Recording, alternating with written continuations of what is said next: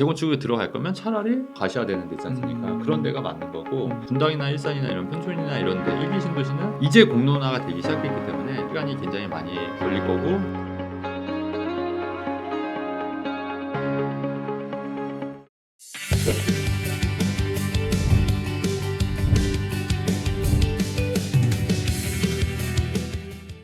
그러면 서울 수도권, 준수도권 네네. 그런 지역에서 이미 떨어져서 아직 회복 못한 지역들 네, 저평가되는 지역들 그런 좀 위주로 보면 좋겠다. 그런 걸로 보시면 그러니까 이게 제 말은 이거예요. 그러니까 이게 막 정말 큰 상승을 내는 것보다는 이렇게 투자를 하시는 게 좋은 게 뭐냐면 좀 그래도 리스크가 적다는 얘기예요. 그러니까 폭락하거나 이럴 건 아니잖아요. 애당초 폭락할 게 없었으니까. 그러니까 그런 식으로 투자를 하면, 그러니까 어떻게 보면 워렌 버핏 가치 투자랑 좀 비슷한 논리이긴 하죠. 네. 그러니까 좀 저평가된 주식을 오랫동안 장기 보유하는 전략이듯이 부동산도 이런 저평가된 부동산을 좀 오랫동안 장기 보유하면은 그렇게 나쁘지 않다는 게 제 생각인 거죠. 네. 그다음에 요즘 또 네. 미디어를 좀 달군 게 네. 1기 신도시 특별법 네네. 그걸로 이제 재건축에 대한 관심이 커지고 있고 뭐 네. 분당이나 평촌, 상계 네. 등의 투자 문의가 늘고 있다고 하더라고요. 네. 이런 지역들은 아까 네. 신축을 선호하면 네네. 좋겠다고 하셨는데 네네네. 구축이잖아요. 네네네. 유망하다고 보시나요? 그러니까 이게 다 사람마다 다른데 네. 저는 좀 부정적이에요. 오히려. 예, 왜냐면 네. 그 분당이나 평촌 이런 데도 이미 이제 그게 계획 도시로 이미 그 인구수 대비해서 그런 거를 인프라를 다 갖춰 놓은 거예요. 근데 이제 재건축 되게 되면 사업성을 높이려면 아무래도 좀 더 고층으로 놀려야 되고 그럼 인구가 더 증가하게 되는 거고 그렇게 되면은 아무래도 그런 인프라나 이런 게 굉장히 안 좋아질 수밖에 없다고 판단하고 그리고 이게 또 재건축 재개발이 또 쉽지가 않은 게 또 이게 그 지역 그 사람들마다 다 이해관계가 다 얽혀 있어요. 거기에다가 또 상가도 있지 않습니까? 그런 이해관계가 다 얽혀 있기 때문에 그게 쉽게 될 가능성이 굉장히 낮다. 그러니까 제 생각은 그렇다고 보면은 지금 이미 그 발표한 2기 신도시나 또 앞으로 할 3기 신도시도 충분히 저는 메리트가 있다고 보는 거예요. 그리고 거기는 이미 이제 택지 개발 조성이 돼서 뭐 이해관계가 그렇게 많이 있을 필요가 없는 거잖아요. 이제 짓기만 하면 되는 거기 때문에. 그리고 2기 신도시도 그렇게 많이 안 오른 지역들도 분명히 있다는 거예요. 생각보다.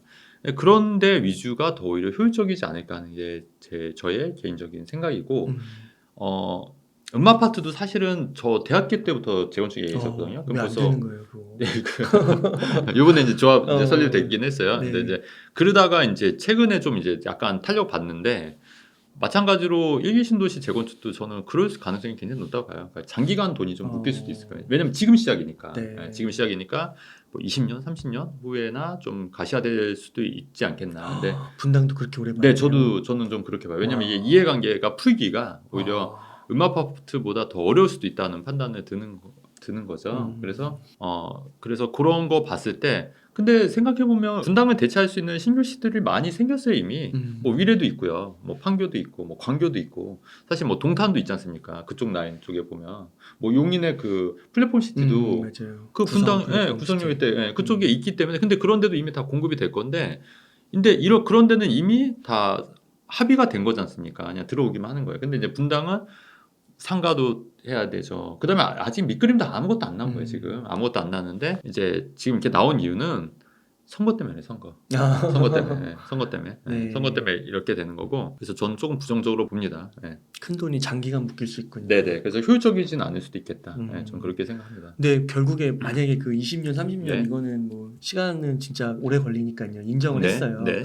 근데 진짜 500% 그렇게 막 올려주고 네네. 특별법 혜택 준 네네. 다음에 네. 한다고 하면은 네. 확실히 그래도 가능할 수도 있죠. 그렇게 되면 근데 이제 제가 생각하는 게 그게 지금 취득세 중과 완화도 정부에서는 발표했지만 지금 안 되고 있잖아요.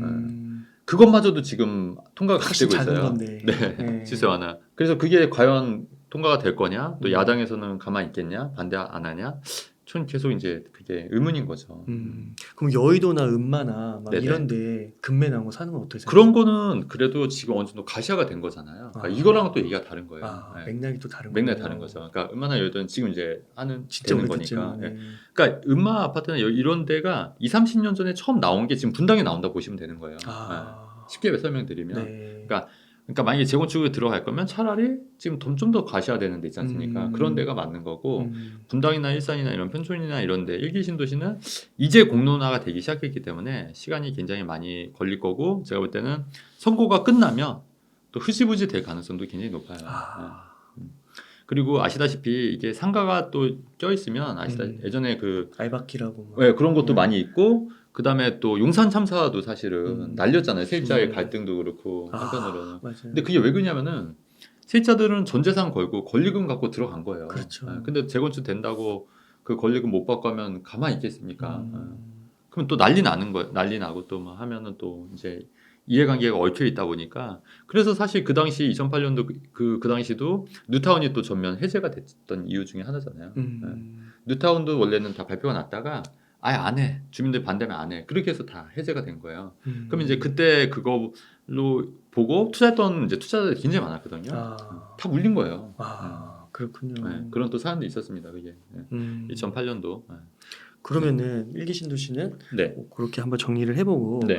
또 그런 얘기 나오더라고요. 요즘에 네. 뭐 미분양, 네네. 그다음에 줍줍 네네. 그러면서 뭐 저기 서울 수도권도 네네. 나오고 있다. 네네. 그래서 뭐 분양권 얘기도 나오더라고요. 네네네. 분양권 투자 네네네. 시장 그걸 네. 좀 노려봐라. 네네. 이런 건 좀 어떻게 생각하세요? 정말 좋은 것 같아요. 저는. 분양권 좋아요. 왜냐하면 이렇게 이해하시면 돼요. 네. 제가 예전부터 얘기했는데 지금 분양권이 줍줍이나 아니면 좀 미분양이나 아니면은 좀 마피도 있어요. 마피도 실제로.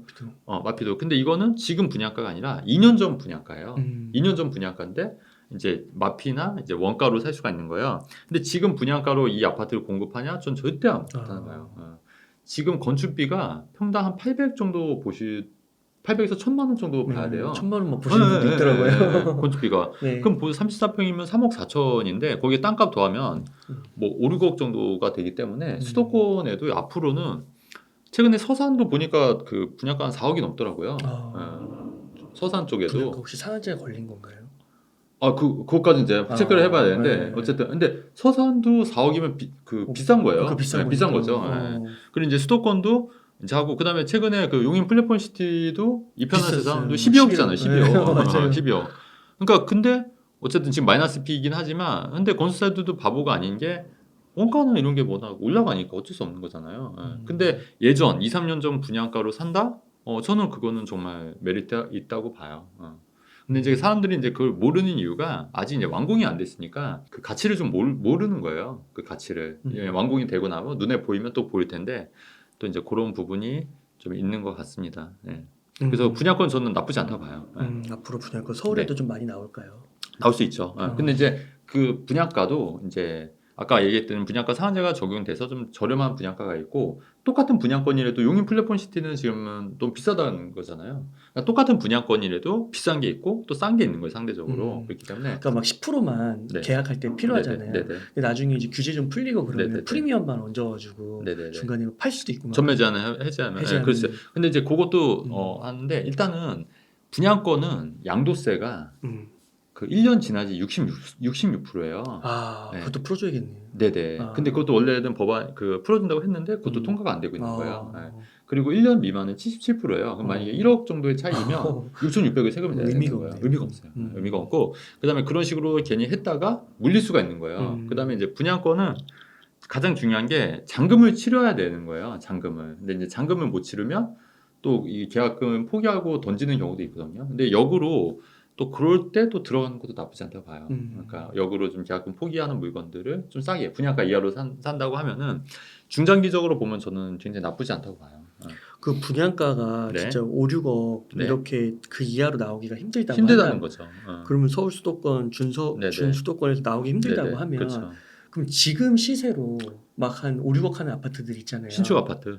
네, 신축 져가지고 뭐 좀 외곽 지역으로 가면 있을 수 있잖아요. 동탄에도 있고 뭐 저기 용인에도 있고 그런 데는 더 빠지기는 쉽지 않겠네요. 그렇죠. 전 그렇게 봐요. 그래서 아까 말씀하신 맥락이 서울에 많이 오른 데보다 오히려 이런 데가 더 안전하다고 보이는 거예요. 그다음에 또 하나가 뭐냐면 그 최근에 그 인구 구조가 우리 그 예전에 이게 순자산이 우리나라 70%가 순자산이 3억대였거든요. 근데 지금은 최근에 나온 경우에 4억이더라고요. 그러니까 자산이 5억인데 대출 1억이 있으니까 4억인 거예요. 순자산이. 우리나라 70%가 우리나라 70%가 그 정도고 나머지 20%, 10%, 1%가 이제 위에 있는 거예요. 그러니까 대부분 순자산 한 4억 정도 갖고 있다는 얘기죠. 그러면 사실 6억대 아파트는 살 수 있지. 살 수 있는 거예요. 그 말은 경제 위기가 오더라도 더 안 좋아지더라도 수요가 탄탄하다. 그리고 지금 보금자리 특례 보금자리도 9억에서 6억으로 내려왔지 않습니까? 대출도 물론 이제 그게 한시적으로 내년까지이긴 하지만 어쨌든 대출도 좀 풀어주고 있는 거고 사회초년생들도 그럼 도대체 사회초년생들이 얼마야지 집을 사겠냐?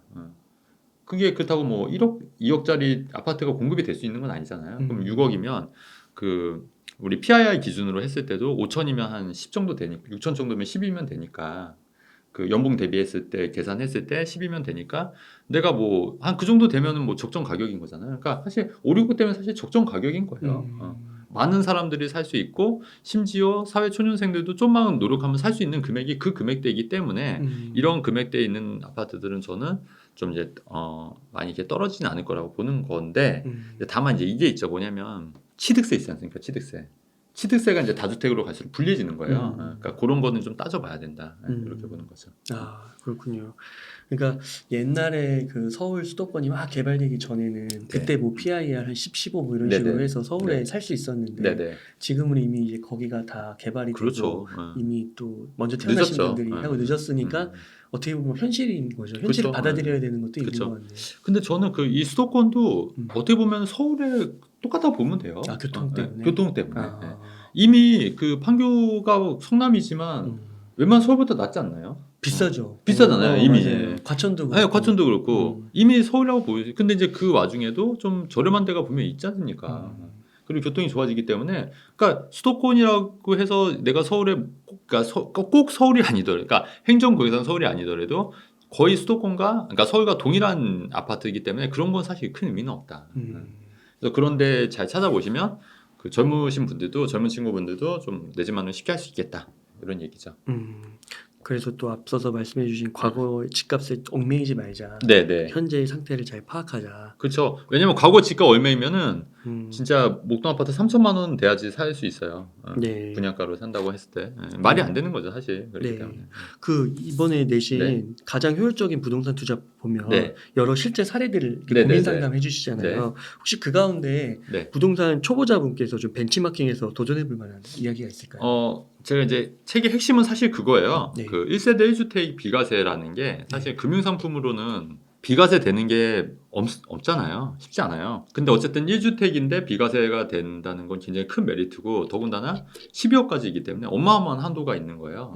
그거를 잘 활용하면 되고 또 이제 2주택을 활용하더라도 1세대 1주택 비과세를 활용하면 또 비과세 두 채지만 비과세 받는 전략이 있기 때문에 그런 걸 잘 활용하시면 좋을 것 같고 일단은 본인이 그 여유자금이 만약에 많다. 그러면 뭐 한 주택을 한 번에 사는 것도 괜찮지만 두 주택을 1세대 1주택을 해서 오히려 2주택 전략으로 가지만 비과세 받는 전략도 나쁘진 않다 봐요. 그러니까 아직 나이가 어리면 꼭 내가 그러니까 내 집 마련을 꼭 실거주해야 된다 이런 마인드보다는 나는 뭐 전세나 월세로 살고 그 남는 돈을 투자를 한번 해보겠다 이런 거 방법도 있잖아요. 그러니까 네. 그런 식으로 해서 근데 그걸 한 채로 사는 것도 나쁘지 않은데 그거를 쪼개서 그러니까 10억짜리 아파트 한 채를 사는 바에는 그냥 6억짜리 아파트 두 채를 사는데 요거를 시점을 나누면 두 채지만 한 채로 나머지 그 2주택을 사고 나서 3년 이내만 팔면 비과세 되잖아요. 그리고 바로 팔아도 비과세 되기 때문에 그런 전략으로 자산을 불리는 방법도 나쁘지 않고